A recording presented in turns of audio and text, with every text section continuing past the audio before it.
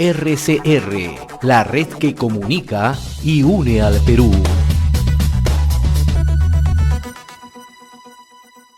Vamos a tomar contacto a esta hora desde el Cusco con el doctor Ramiro Alatrista Muñiz, quien es abogado y reconocido analista político.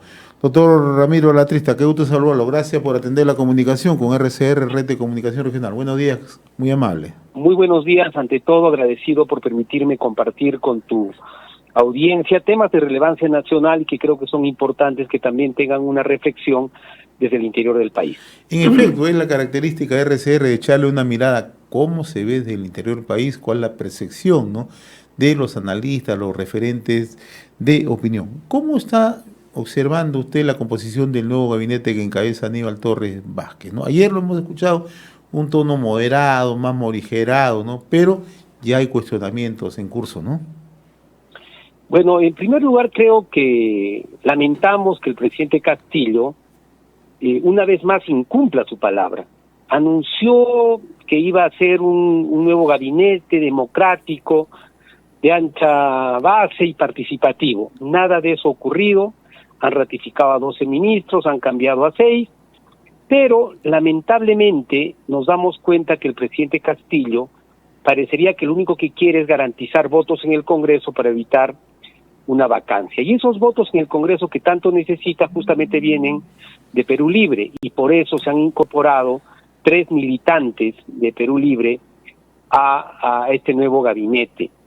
Gabinete que creemos nosotros, lamentablemente una vez más, no cumple ni va a cumplir con las expectativas que tiene la ciudadanía, pero además con la necesidad que tenemos como país para contar con verdaderos técnicos y personas que, más allá de sus cercanías políticas, los acuerdos o repartijas, como dicen algunos medios, tendrían que garantizar una adecuada formación y adecuada participación y adecuada formación para poder llevar los destinos del país. José, se está jugando el destino de 33 millones de personas, y no puede ser que el señor Castillo no considere esta situación. Creo que no da la talla de estadista en este momento, pero ni siquiera tiene un reflejo político mínimo para conectar con la población y para darse cuenta de los graves errores que está cometiendo, que puede comprometer la viabilidad de nuestro propio sistema democrático y además de la economía y los destinos de los peruanos. Esa es la primera preocupación que existe desde nuestra perspectiva y que lamentablemente defrauda una vez más a un gran sector de la población. Ahora, sí. Hay algunos analistas, doctor Ramiro Alatrista, que empiezan ya a perfilar el peso propio que tiene en la gestión gubernamental Vladimir Cerrón, ¿no? Y hoy ya con 4 ministros que están muy allegados, muy cercanos a Vladimir Cerrón, se está despejando esa interrogante. ¿Usted tiene esa misma percepción?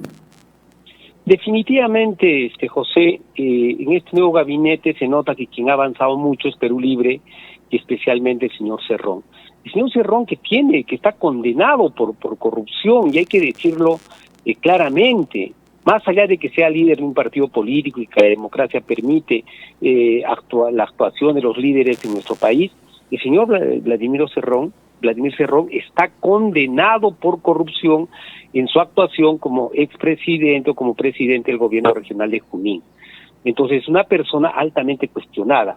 Ahora, los ministros que aporta también están seriamente objetados. Más allá del doctor Aníbal Torres Vázquez, que creemos nosotros que de un profesor reconocido ha pasado a un pésimo político, se nota que es una persona autoritaria, una persona que ha entrado siempre en la confrontación, con frases a periodistas como decirles muchachitos tontos, y una serie de frases que implican una situación inaceptable para una persona que asume tan alto cargo como es ser ministro, y más aún si es presidente del Consejo de Ministros. Recordemos que el viceministro ha renunciado denunciando su autoritarismo y que ha destrozado al Ministerio de Justicia, y ha denunciado el cese de la jefa del INPE y probablemente la destitución del procurador Soria, porque no cumplían los intereses propios particulares de un partido en realidad, y no de los intereses del país. Es confrontacional y creo que lamentablemente no va a aportar a que haya esta paz, esta tranquilidad que tanto necesita el país. Recordemos también que hay una denuncia pendiente por la contratación de sus familiares, contratación estatal, que no ha sido esclarecida en forma alguna hasta el momento. Pero creo que el mayor cuestionamiento en este momento está dirigido justamente a uno de los dirigentes y partícipes de Perú Libre, que es el ministro de Salud. Un médico que se presenta como obstetra sin ser especialista, un médico que promociona productos que no tienen base científica y que no están registrados ante las autoridades de salud del país. Pero más allá de eso, ha logrado que el Colegio de Médicos, el Colegio de Enfermeros, la Facultad de Medicina de San Marcos y virtualmente casi todo el país exija en este momento su renuncia. Pero el presidente Castillo no escucha. O sea, tanto que habla que se tiene que contar con el pueblo y que le interesa el pueblo, ¿por qué no escucha ya este clamor popular? Este tema del agua racinada y que es lo que ha generado el primer cuestionamiento, tiene grave incidencia, José, porque ¿cómo vamos a tener un ministro que viene a presentar o que viene a promocionar productos que no tienen un respaldo científico ni médico? Él va a ser el presidente, el ministro de Salud que va a liderar esta pandemia, esta lucha contra la pandemia. Creemos que no.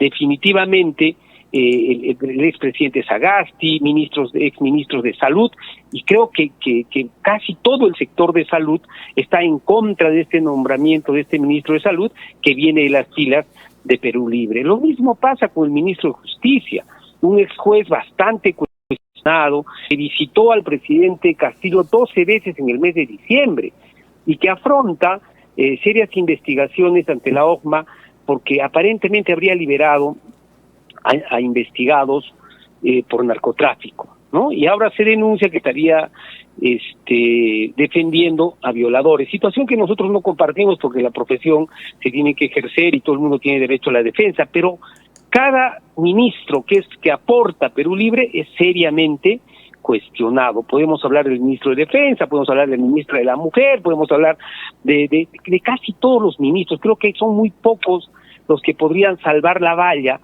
para ser considerado un ministro, que es un altísimo cargo, José, y que no se puede estar jugando o entregando a cualquier persona que no tenga la mínima formación o capacidad para poder dirigir situaciones tan importantes como son los destinos del país. Ahora, si bien es cierto, se nota el peso adquirido por Vladimir Cerrón en la conformación de este gabinete, ¿cómo queda un sector de la izquierda? Verónica Mendoza, Anaí Durán, Pedro Franque, la propia congresista Ruth Luque, ¿no? ¿Cómo quedan en estos momentos que ellos han estado apoyando permanentemente a este gobierno en los primeros meses, ¿no?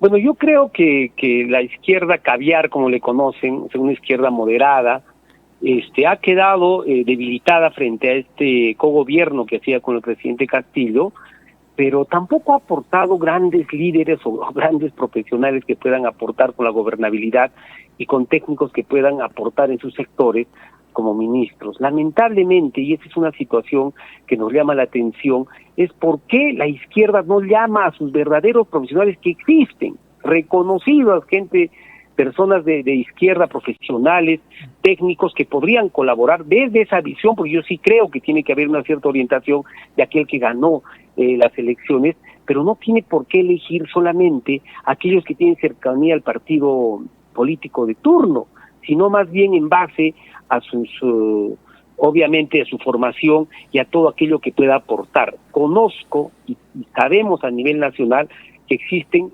muchísimos profesionales y técnicos de izquierda que podrían aportar, creo, efectivamente al gobierno del señor Castillo, pero se nota que se elige más por una cercanía, por una participación partidaria y no por sus conocimientos. Recordemos que el ministro de Salud también es amigo de los dinámicos del centro, ¿no? Que dicho sea de paso, la policía no hace nada para capturarlos, ¿no? Hace buenas actuaciones en otros temas, pero en este tema en específico no tenemos ninguna noticia de cuál es la actividad policial para capturar a estos dinámicos del centro, tan vinculados al partido Perú Libre, al señor Cerrón y al propio señor Castillo, y ahora pues al ministro de Salud.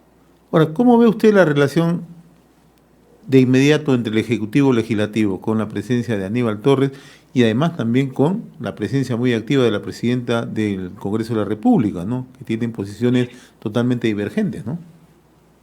Es verdad, José, que en primer lugar creemos que el Congreso de la República, pese a los esfuerzos de la presidenta, no da la talla tampoco en este momento. Y solamente veamos un tema.